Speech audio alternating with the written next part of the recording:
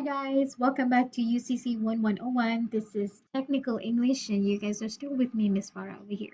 Now, today's class, we're going to do it as a replacement class from last week's class.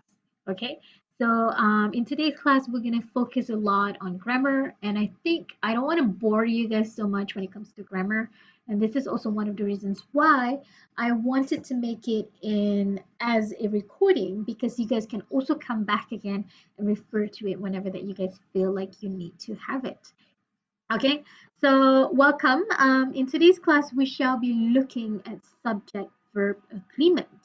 And in subject verb agreement, it's basically one of the special components in grammar. And this is something that I think a lot of you guys have learned before in class, or probably since you guys were in little, in high school or even in primary school. These are the things that your English teachers have taught you of, and supposedly it should be the same concepts, but I'm just here to remind and recap back again on what we have learned, or whatever that you guys have learned, or probably you would discover new things that you would know in today's class. And I'm hoping that this will be something that is beneficial, especially when you guys have started writing. All right, so we do that. Let me just, okay. All right. So before we move into our class today, I want you guys to have a look at these three questions over here. Now, there are three sets of questions. We have the first one here, the students and the lecturer is in the classroom. And B, the students and the lecturer are in the classroom.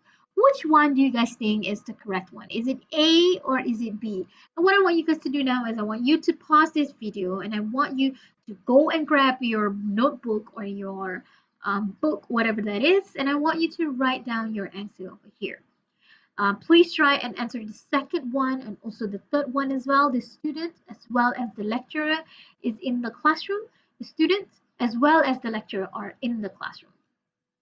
What about the third one? The student or the lecturer is happy to study every day. The student or the lecturer are happy to study every day. The lecturess or the student is happy to study every day. Now, please don't worry about whether this is correct or not, because at the end of the day, we're going to go through all of the concepts or all of the rules. I think there are about like 17 rules that I'm going to about to mention in a bit. And hopefully at the end of the class, you would know from all three questions which sentences are the correct sentences. Okay, are you guys ready? So for the first rule is that we have to remember that when the subject is singular, the verb must be singular as well. And this is something that you guys have learned before. And if you guys want to know it, it's very simple. You have to remember in English sentence, we have subject, we have verb, and we have object or an idea. And in the subject itself, have a look at it. Normally, subject will be in front, so if the subject is singular, singular means only one person, so that the verb has to be singular as well. Now, what does it mean by verb has to be singular? Now, normally, if the subject is singular, the verb has to be followed by the word s at the end of it. Okay, so the verb, okay, especially for present tense, it has to be followed with the letter S. He, she, it is only one person, and if you have a name of a person that is only one, so one person only, like Farah drinks milk every morning. So you have to have the verb has to be added with s as well at the end of it. All right, so similar concept, that is, if the subject is plural, okay, the verb must also be plural. Now here comes a little bit of confusion, because if you look at I and you, it's only one person. Okay, I means only one person. You could be just one person rather than every one of you. So you have to remember, if you learn in high school or probably you learn in school before, I, you, they, we. So I, you, they, we considered as plural in sense. Okay, so verb that is plural means that you do not write anything after the verb. It just remains the original word. Okay, So I have made this table to simplify things for you guys based on the two rules that I mentioned earlier. So basically, if you have plural subject like I, you, they, we, or if you have plural subjects that could be longer, for example, my friends and I. So my friends could be 3 people plus me, 4 people. Okay, the lecturers at INTI International University. So if you look at it, so you would know that here is plural. So when it comes to plural subject, it has to be followed by root verb. Again, root verb means that you don't put anything next to it. It's just the original word. So have a look at some samples that I give you. I have put up some sentences as well. I like rice. You like rice. They like rice. We like rice. My friends and I like rice. So do you see that in the verb, they do not put anything to it. Okay. So the same thing goes here if it's a singular subject like he, she, it, or if the subject is the name of a person or anything, a noun or a pronoun that is only one single person, like my friend or my lecturer at INTI International University, the verb has to be followed with the word letter S. Okay, so likes, sleeps, eats, drinks. He likes rice. She likes rice.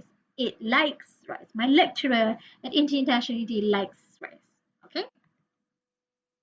Now, rule number 3 is that when the subject of the sentence is composed of 2 or more nouns or pronouns connected by and, the conjunction and a plural verb.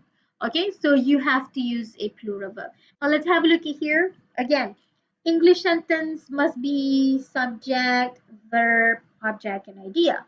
So for the subject that is in front of the sentence, have a look at here. The students and the lecturer write essays every day. Okay, so sometimes it could be longer as well. The percentage of employees who called in sick and the number of employees who left the job within 2 years are reflective of the level of job satisfaction. Okay, so have a look at it. If you have two subjects and it's being connected with the conjunction and, it means that you have to use plural verbs. Okay, now rule number 4, when there is one subject and more than one verb, all of the verb has to follow the subject. Okay, so if the subject is singular, it has to be added s. If it's not, it has to be followed by a plural verb. Okay, let's have a look at an example over here. Interviews are one way to collect data. Okay, an assumption is something that is generally accepted as true and is an important consideration when conducting a doctoral study. So have a look at here. Both verbs, excuse me, both verbs are consistently written following the subject itself. Okay, so interview is plural, interviews are plural, so you have to put the verb are and allow. So an assumption is only one singular, so is, and another verb is also is. Now it's important for you to remain consistent. So is, are, allow. Okay, so make sure that it's plural and singular all throughout together. Now, rule number 5, when a phrase comes between a subject and the verb, so the verb still agree with the subject. Now, this is something that a lot of people do not know. Okay, so let's have a look at a sample over here. The first one, the student as well as the committee member is excited. Now, most people would think that the subject are the student and the committee member, which is wrong because it will only be correct if there is the conjunction and.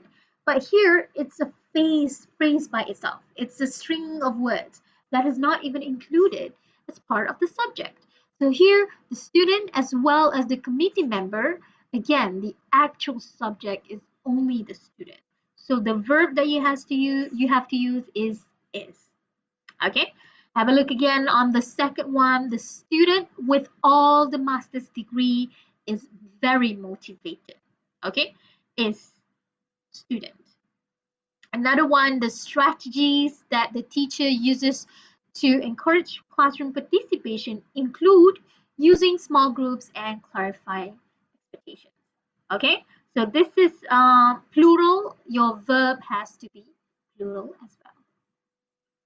Now, rule number 6 is if you have two or more singular noun or pronoun that is being connected by or nor, you have to use singular verbs. Okay, so just now we have and. Now, what if we use the conjunction or nor? Which one do we use? So here, the chairperson or the CEO approves the proposal before proceeding.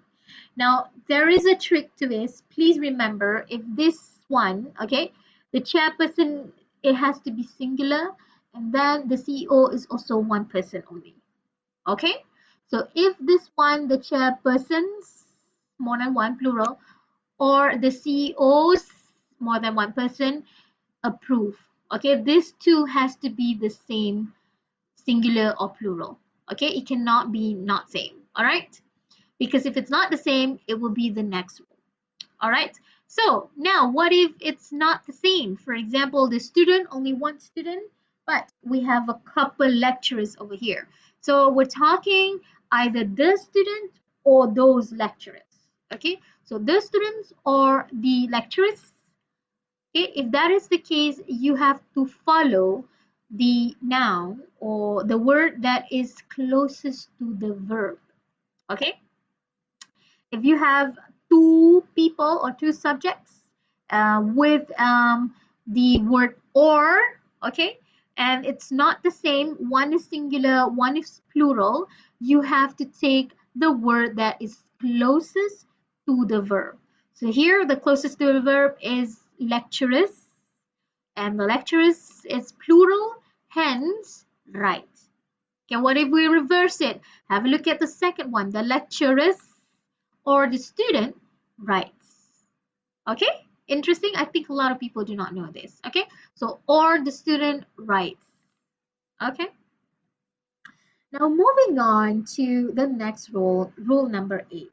Now, if you have words like each one, either, neither, everyone, everybody, anyone, anybody, nobody, somebody, someone, no one. Okay, so if you have this very vague for what do you call this, these vague words, okay, so if we have these vague words, basically it's referring to singular. Okay, so it's singular and it requires a singular verb. So for example, each of the participants was willing, neither alternative was acceptable, everybody participates, no one was available. Okay, you get it? All right. Moving on next to rule number 9, non-countable, uncountable nouns. Okay, non-countable nouns. So hard, uncountable nouns. All right, so when it comes to this, uncountable nouns always take singular verb. Now, the tricky part about it is because very often when you were little, your teacher would say, when you were little, your teacher would say like uncountable nouns will be like coffee or sugar, but sometimes uncountable noun could take something that is a bit more abstract. Now, when you are in university level, very often uncountable nouns would mean certain words that you cannot um, see, you cannot comprehend. Okay, so you can comprehend, but you can't really pinpoint where is the education. All right, so words like education is abstract, hence it's an uncountable noun. You can't really count education. So words like diabetes, okay, information and research, that is uncountable. All of these take singular verb. Okay, now, very often in few styles, a lot of people they don't want to put subject in front. Okay, so instead of that, they put words like there is or they are. So if that is the case, okay, if that is the case, if you use there is, the next um, noun that follows it has to be singular. Okay, so there is little administrative support, not supports. Okay, there are many factors. Okay, there are many factors affecting teacher retention. Right, rule number 11. So if we have fractions, percentage, indefinite quantifiers like all, few, many, much, some, okay, all of these has to agree to the noun that it's being referred to. Now I want you to take a look at these sample. The first one, 1/3. So 1/3 is a fraction of this article. Now article here is singular, then you have to follow the verb is also singular. Okay, no matter what the percentage or fraction or quantifier, whatever that is, you have to take a look at the noun over here. Now the noun here is singular, book is also one singular, what he writes is also singular, the job is singular, information is uncountable, hence singular. Now it's also the same if you have the noun is plural, more than one students, the verb has to be plural as well. Researchers depend. Articles are. Computers have. Studies are. Okay, so regardless of whatever that is, 1/3 or many or 50%, whatever that is. Okay. Now, this one is a little bit tricky. What it basically means that sometimes, okay, sometimes when it comes to fraction, percentage, quantifiers, okay, you have to look at the context of it. Okay, so let's see, for example, the first one, half of my family lives in Canada. So family here is, it's actually singular, but it's referring to a lot of people, right? If you have family, it means that you have your mom, your dad, your siblings. So to think of it, there are more people. So what we can say is pretty much debatable now. Some people can say live, some people can say live. Okay, if we say class, me as teacher and at least one student, so there are two people there at least. So it depending on the context that you're referring to. Okay. Right. Rule number 12. If you have an expression or anything that you want to write that is regarding time, money, and also distance, everything is actually singular. So you say $10 is, okay, not $10 are, right? 10 kilometers is, 6 weeks is not enough. Okay, this is a lot of people, this is the common mistake that a lot of people did. So I hope by knowing this, you will be very more aware of your grammar. Okay, so 10 ringgit is not enough to buy food nowadays, for example. So is, okay? So if you have any expressions of time, money, distance, everything is in singular verb. Now, the next thing is if you have a positive and negative subject, the verb has to agree with the positive one. All right, so what does it mean by positive and negative? So here, if your subject has two different people, the first one is the people of New York. Okay, the second one, not the mayor. Okay, your verb has always to agree to the positive subject over here. So here, the people of the New York, but not the mayor, have decided to hold a party. So there is a negation not over here. So the main focus is actually the people of New York. Hence, you have to have the verb has to be plural. Okay, so another thing, it's not the fault of my sister, but the burglars are responsible. So we're saying is not, okay, the negation, not the sister. So we're not going to focus on this. We're going to focus on the second subject, that is the burglars. So the burglars are responsible. All right. It was the teacher, not his students, who provoked the student council. So the teacher is singular, hence the verb is has provoked. Okay, has. Right. So if you have certain words like glasses, pants, pliers, and scissors, these are all generally considered as plural already. Hence, you would need a plural verbs like, oh, my glasses are broken, or my pants were torn, or but but sometimes, for these words you can use classifier. Okay, we call it as classifier. So we say a pair of trousers. Okay, so if you have, I have a pair of trousers that is in the cupboard. Okay, so you can use the verb as singular. Okay, my glasses, I have a pair of glasses that is not broken. I can lend it to you. Okay, so if you have the classifier is, sorry, a pair of, your verb should be is if it's one. Now, also, um, there are some words that is naturally ended in s.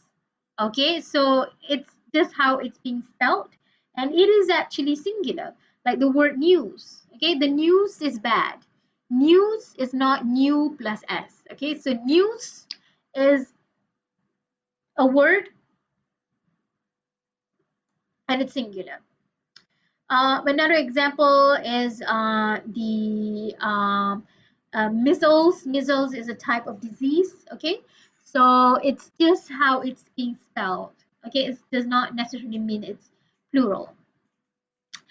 Right, so we have come almost to the end of subject verb agreement. Now, I want you guys to pause this video and go back again on what you guys have learned very quickly earlier.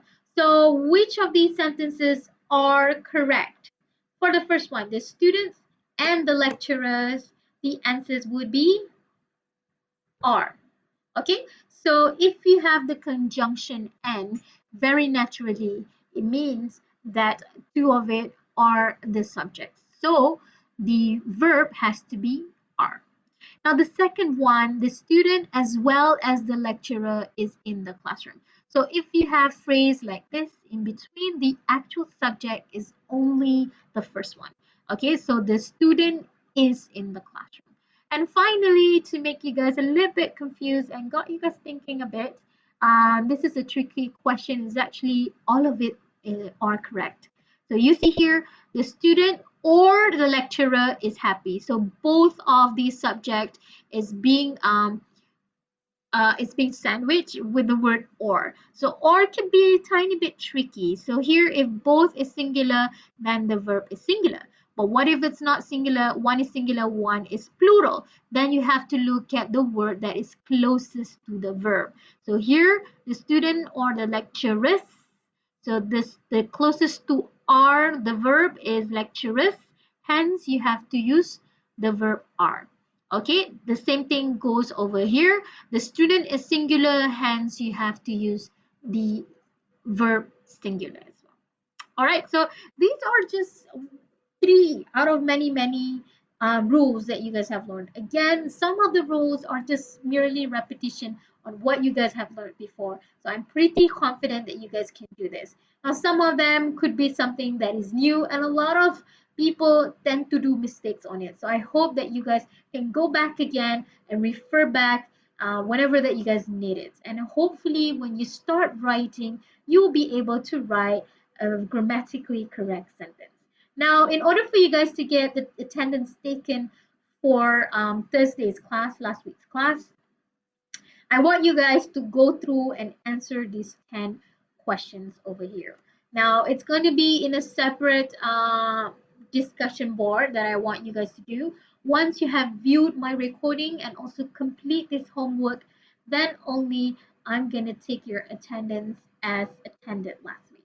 All right, so I'll see you guys in a bit at 2 p.m. And thank you so much for listening. Bye.